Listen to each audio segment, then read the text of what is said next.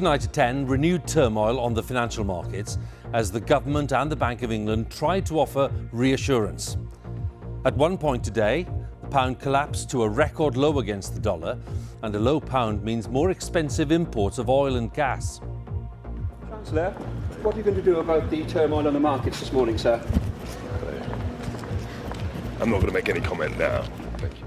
But the Chancellor did say he'd be setting out his medium-term fiscal plan, but not for another 8 weeks.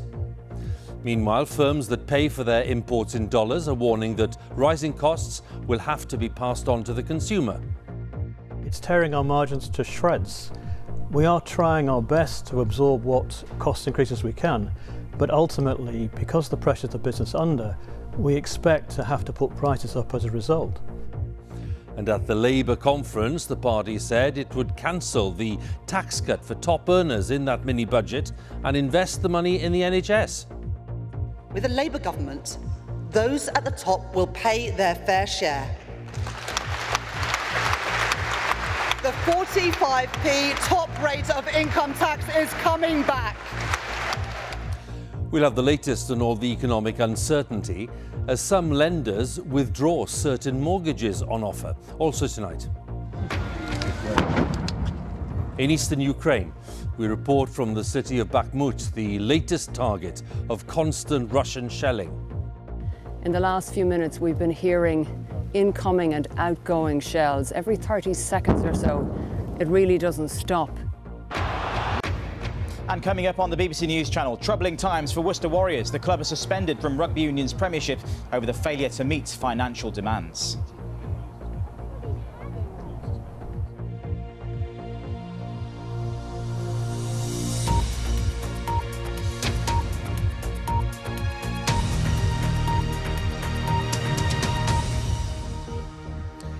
Good evening. Faced with continued turmoil on the financial markets, both the government and the Bank of England have tried to offer reassurance about the way ahead. The turmoil was triggered by last week's so-called mini-budget with its controversial package of tax cuts. At one point today, the pound sterling had collapsed to a record low against the dollar, and a low pound means that imports of oil and gas become more expensive. The Bank of England says it will not hesitate to raise interest rates by as much as needed to control inflation.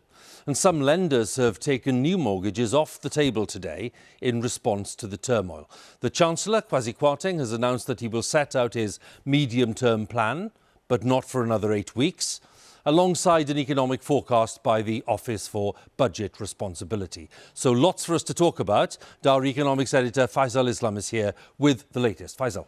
Thanks, Huw.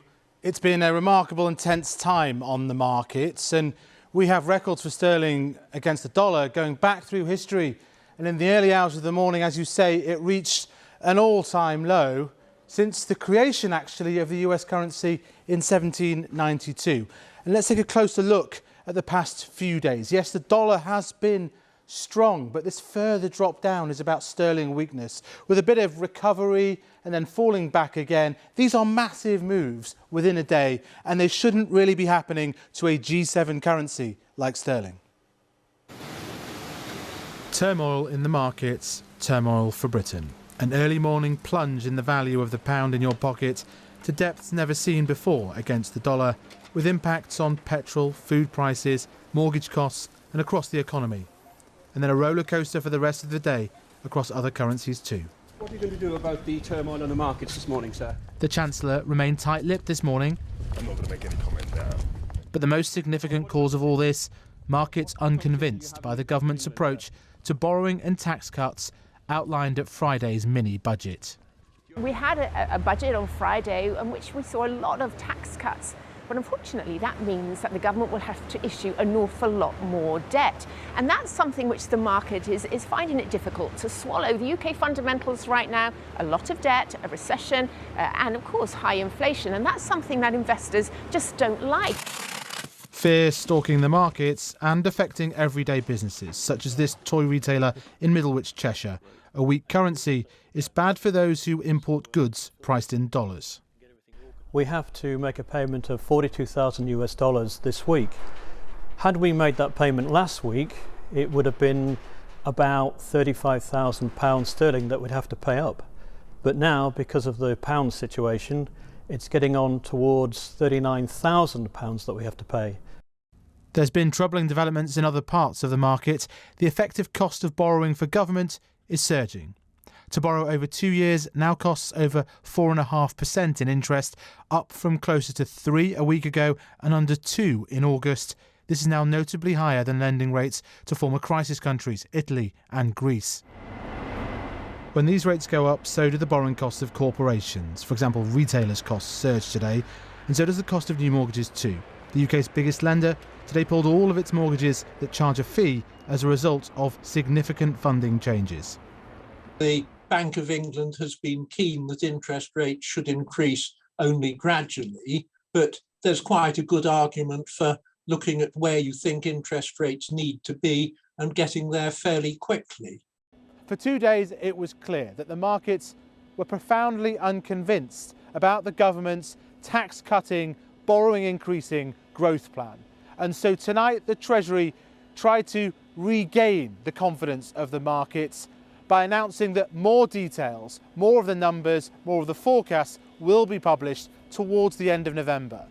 The challenge with that, though, is that they will have to explain where all the money is coming from, and all the while, the cost of borrowing these huge amounts is going up and up. And then the Bank of England said it would raise interest rates aggressively if necessary, but not again until November. The impact in markets, in boardrooms and in households up and down the country is far from over. Faisal Islam, BBC News.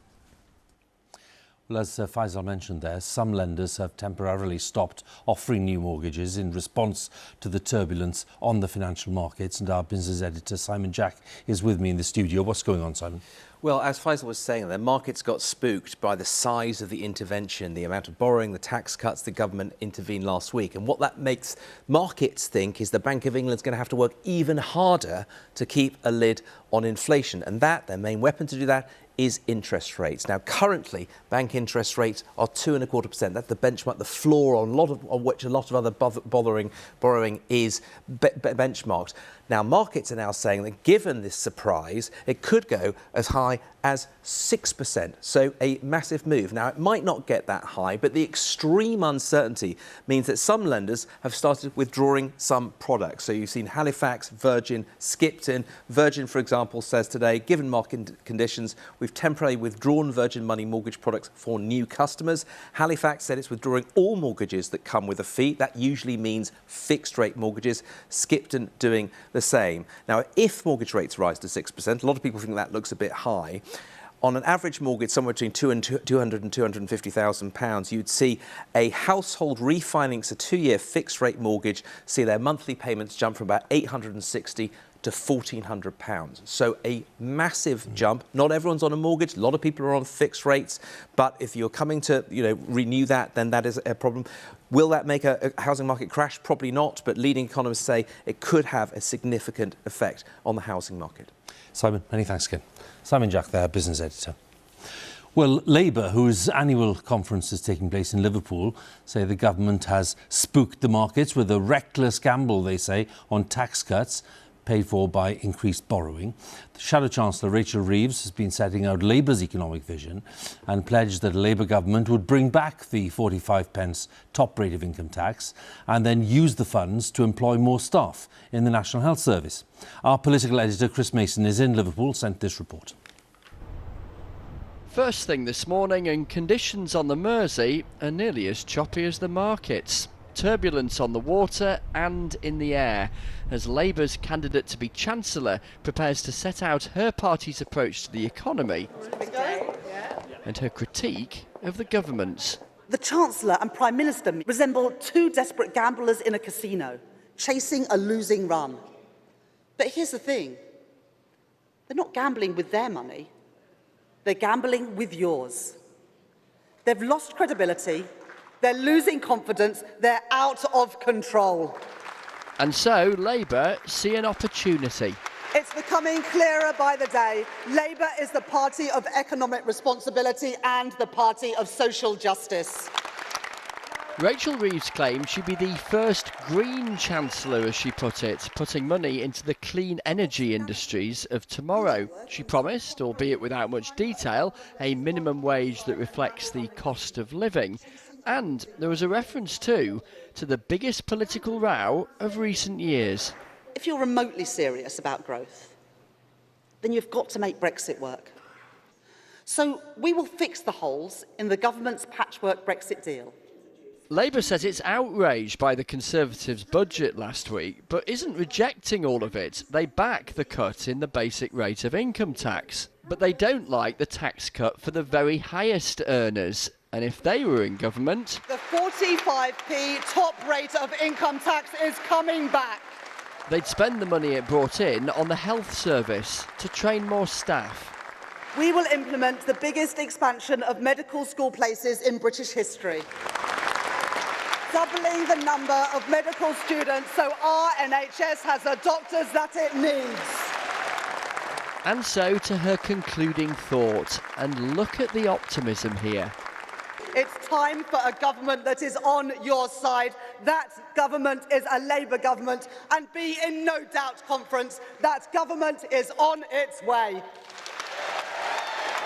After the government's vision the other day, that was Labour's alternative on the economy, the crucial battleground of politics, and an attempt by both of the big parties, and indeed the others, to seize a sense of credibility and responsibility.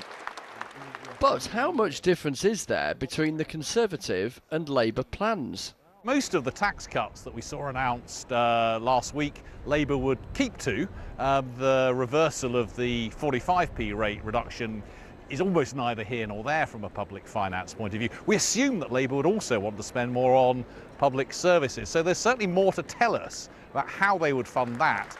Back in the hall, the Shadow Chancellor gets a hug and a smile from her boss. Tomorrow, it's his turn to try to convince us why he should one day be Prime Minister. Politically then, we now have a tussle for one of the biggest prizes of the lot, that of economic credibility. For so long, an Achilles heel for Labour. They see an opportunity to attempt to seize it. They look across at the Conservatives. They see nervousness amongst Conservative MPs, which is very easy to tap into, and think this might be their moment to make the case that they'd be better stewards of the economy. And yes, when you speak to Conservative MPs, a real nervousness amongst many. They feel they might be mugged of their reputation as far as the economy is concerned because of the events of just the last couple of days. And a new opinion poll tonight by YouGov for the Times newspaper suggesting Labour has a 17-point lead, the biggest measure on a YouGov poll since 2001. Yes, it's just one poll, but it gives you some sense of how the economic volatility can have political consequence. Chris, many thanks again. Chris Mason, our political editor there at the Labour conference, and Faisal Islam, our economics editor, is back with me. Faisal, where do we stand tonight? We've heard some of the political arguments. You went through what had been going on in the financial markets earlier. Just draw these strands together for us this evening. Well, to give you a measure of the concern, the US Central Bank, their equivalent of the Bank of England, one of their top officials, was speaking tonight and saying that he was concerned that this British crisis could help worsen a global recession, a recession for the US and for Europe. I think you have to see the big picture here. We've been used for a decade and a half to ultra-low interest rates. Many parts of the economy, many people have got used to those really low interest rates. And what should have happened is that they adjusted really slowly. The fear about this crisis is that it brings that adjustment very abruptly, a little bit like a tidal wave, hitting all corners of the economy, and that's because the markets are asking questions about the government's credibility after what happened with the budget. Now, they've come in and said we're going to explain more detail, more than maybe they wanted to explain, but that means choices. Are they going to explain if there's going to be spending cuts required to make the numbers work? Maybe there'll be some U-turns on some of these tax cuts. Who knows? There'll be pressure on that. And the bottom line is this. Credibility for a Treasury and a Chancellor is very hard to win and very easy to lose, and he needs to win it back. Faisal, many thanks again. Faisal Islam, our economics editor. Let's move on to the day's other main news. In Russia, President Putin's order to call up another 300,000 soldiers is being met with widespread protests. Reports have circulated on social media of people with no military experience being drafted, along with others who are too old or people with disabilities. This report by our Russia editor Steve Rosenberg includes some distressing images. At a military draft office near Moscow, the roll call begins. More Russians mobilised and on their way to fight in Ukraine. And left behind their loved ones. For many here, this war has suddenly become very real. But at this recruitment centre, the Russians we spoke to said they supported the draft. I'm in the mood to fight, says Dmitry, an HR manager. Since we've been drafted, we have to serve. This mother says the lads will run about a bit there. They'll lose a bit of weight. It'll be fine. Not everyone is so positive. In Siberia, a recruitment officer was shot and seriously wounded. The gunman reportedly incensed that his friend had been called up to fight. Across Russia, there's been a spate of attacks on enlistment offices. More than a dozen have been set on fire since Vladimir Putin announced the call-up. And this is the Russian Republic of Dagestan. Protests against mobilization.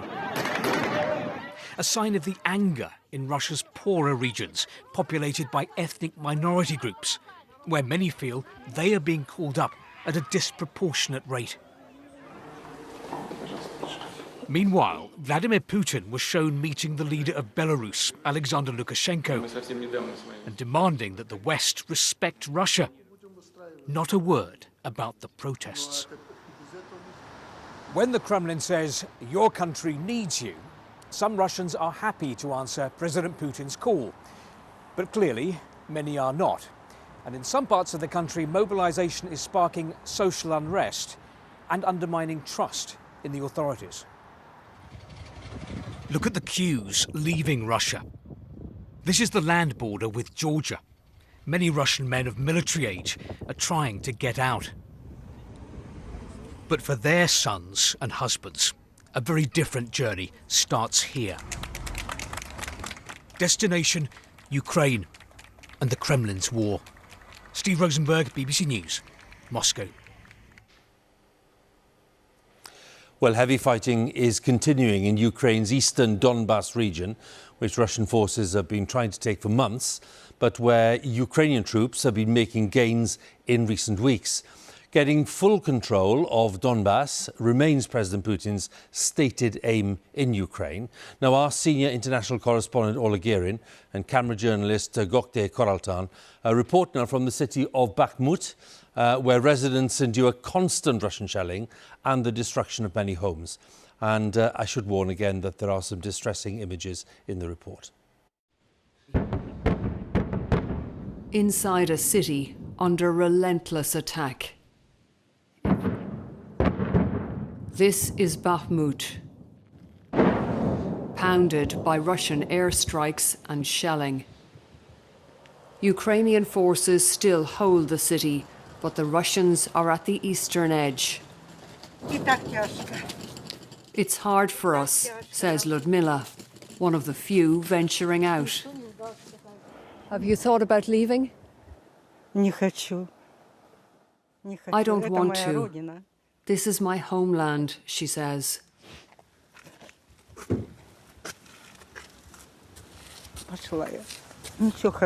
I wish you well, she adds. Others are desperate to go, but facing a dangerous wait. Irina flinches at this all too familiar sound. Her 14-year-old daughter, Yelizaveta, is the main reason she wants to get away from her birthplace, which is now a battleground.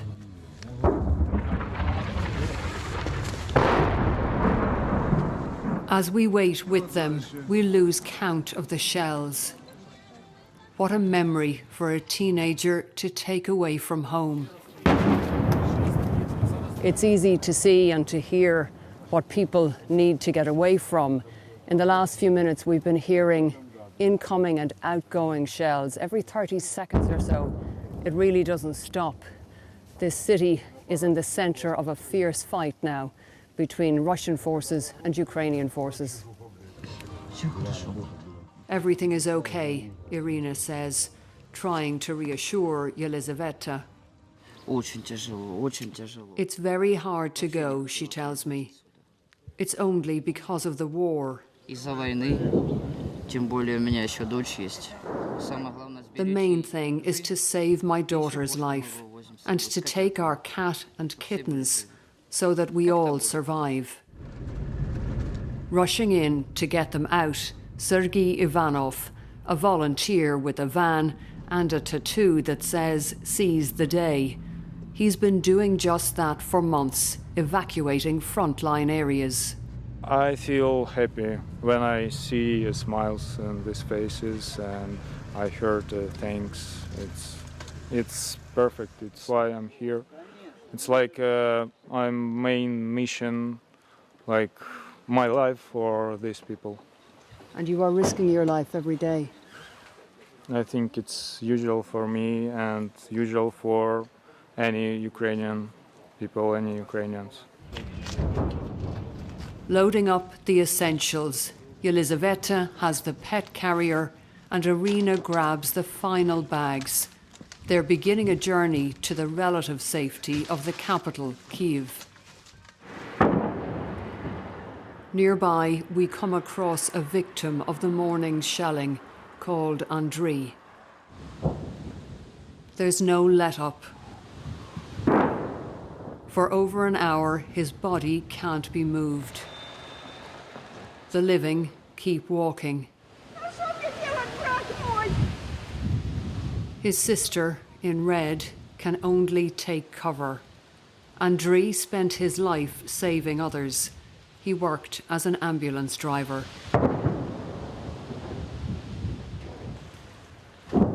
As Russia tries to take this city, it appears ready to destroy it. A pattern we have read in the ruins before. Shell, kill, repeat. The Russian army way. Orla Guerin, BBC News, Bakhmut.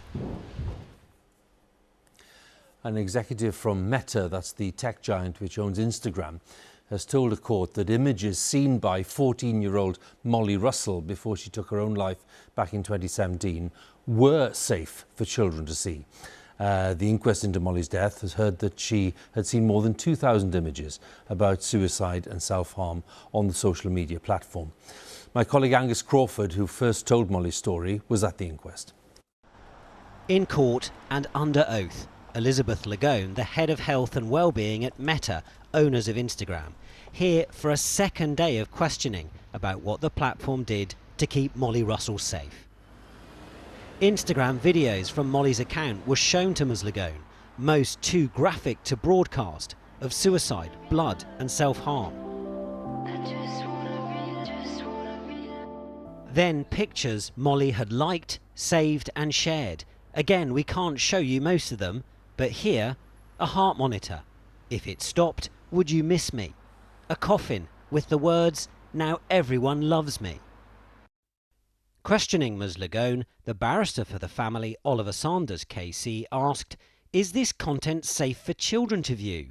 Ms. Lagone replied, I think it's important people have a voice and express themselves, so yes, I think it's safe.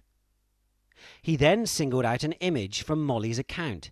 She is sad, hurt, dying, it reads. 6 weeks after seeing this, she's dead, said the barrister. Do you really think that was helpful for her? Are you serious? The coroner, Andrew Walker, put it to the witness, you create the risk, you create the danger, and then you take steps to try to limit that danger. We take our responsibilities seriously, replied Ms. Lagone. The exchanges became heated, Mr. Sanders raising his voice, shouting that children could not consent to being sent graphic and harmful material. At one point, Ms. Lagone said she was sorry that Molly had seen content that violated their policies. Meta held to account, and a grieving family coming face to face with a company they believe helped kill their daughter. Angus Crawford, BBC News. And if you've been affected by any of the issues raised in that story, you can find help and support from organisations listed at bbc.co.uk/action line. To Italy, where the far-right leader, Giorgia Meloni, has claimed victory in the general election and is on course to become the country's first female Prime Minister at the head of Italy's most right-wing government since the Second World War. Now, these are the results for the Chamber of Deputies, that's the equivalent of the House of Commons, and Meloni's party, known as the Brothers of Italy, have the most votes. So that means, however, in terms of this combination, that she will have to share power in a coalition with other right-wing parties, the Lega, or the League Party, which is under Matteo Salvini, and Forza Italia, under the more familiar face of Silvio Berlusconi. Now, Giorgia Meloni has in fact promised to tackle the cost of living crisis with tax cuts.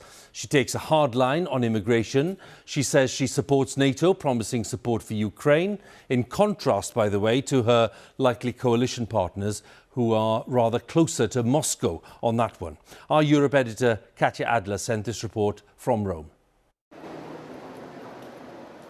It's not just the Italian weather that suddenly turned. Politics changed here dramatically after yesterday's election. Catapulted from political insignificance to probable next Italian premier, Giorgia Meloni popped up at 3 in the morning, looking like she couldn't quite believe it. Normally seen as a firebrand of the far right, instead she appealed for national unity. Italy chose us, and we'll never betray it. If we're called to govern this nation, we'll do so on everybody's behalf, for all Italians. Look at the smile on Giorgia Meloni's face. She has waited all her political life for this moment. Starting as a teenage activist, she now believes that she's going to be Italy's next Prime Minister. And this is a country, she says, she wants to change dramatically. To do that, she'll need the support of this man and others in a coalition. We congratulate Giorgia Meloni and will work with her, said anti-immigration populist Matteo Salvini.